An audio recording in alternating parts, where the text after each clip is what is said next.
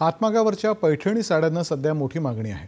छत्रपती संभाजीनगर जिल्ह्यातल्या विणकर महिलांनी पैठणीची परंपरा कायम ठेवली आहे। पाहूया याबाबतचा हा वृत्तांत।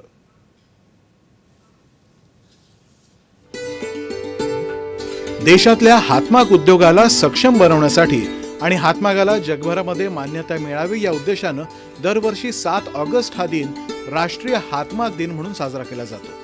अशातच छत्रपती संभाजीनगर जिल्ह्यातल्या पैठणला गौरवशाली इतिहास मिळवून देणाऱ्या पैठणीला कसं विसरून चालेल। 1993 पासून पूनम साडी सेंटरला वस्त्रोद्योग विभागाचा पुरस्कार मिळालाय आणि आजच्या दिनी या पैठणीचा गौरव होणं गरजेचं आहे।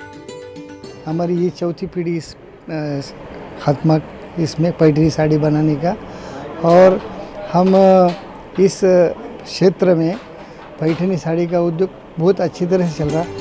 सुंदर नक्षीकाम केलेली पैठणी याचं विशेष जवळचं असं नातं आहे। महाराष्ट्राची शान असलेल्या पैठणीला साड्यांची महाराणी असंही संबोधलं जातं। भारतामध्ये सणासुदीच्या काळामध्ये पैठणीसारख्या साडीला खूपच मागणी असते। एक पैठणी विणून तयार करण्यासाठी साधारणतः 6 ते 7 महिन्यांचाही कालावधी लागू शकतो। त्याचप्रमाणे पैठणीच्या किमतीमध्येही खूप उतार चढाव दिसून येतात। अगदी 1000 रुपयांपासून ते लाखो रुपयांपर्यंत या पैठणीच्या किमती असतात। या साडीला बनवायला कमीत कमी 3 ते 3.5 महिने लागतात आणि जो 3 ते 3.5 महिने लागतात आणि जोपर्यंत सिंगल बॉर्डर आहे पहिली स्टार्टिंगला तेव्हा कमीत कमी 30 ते 35 इंच काम होतं।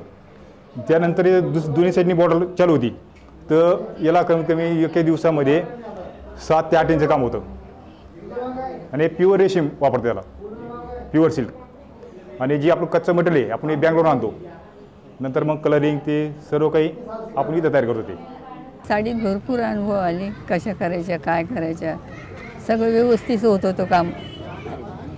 आणि विकल्याही तेवढ्या साड्या माझ्या भरपूर, त्याच्यात काही नाही माझं। पण इकडं नाही आली मी, कामाला इथं केले होते 4-5 वर्ष, नंतर मग घरीच लावलं मी। घरी अडचण होती त्याच्यामुळे घरीच लावलं होतं।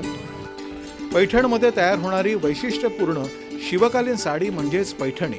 चौकोनी नक्षी आणि पदरावरील मोराच्या नक्षीमुळे पैठणी लगेच ओळखू येते। उत्कृष्ट रेशमापासून बनवलेल्या या पैठणीला शासनाच्या विविध योजनांचं पाठबळ आता मिळतं। पैठणी साड्यांचं सौंदर्य साजरं करताना परंपरा जिवंत ठेवणाऱ्या विणकरांच्या समर्पणाचा सन्मान करणंही गरजेचं आहे। दूरदर्शन बातम्यांसाठी अनिल साबळे, छत्रपती संभाजीनगर।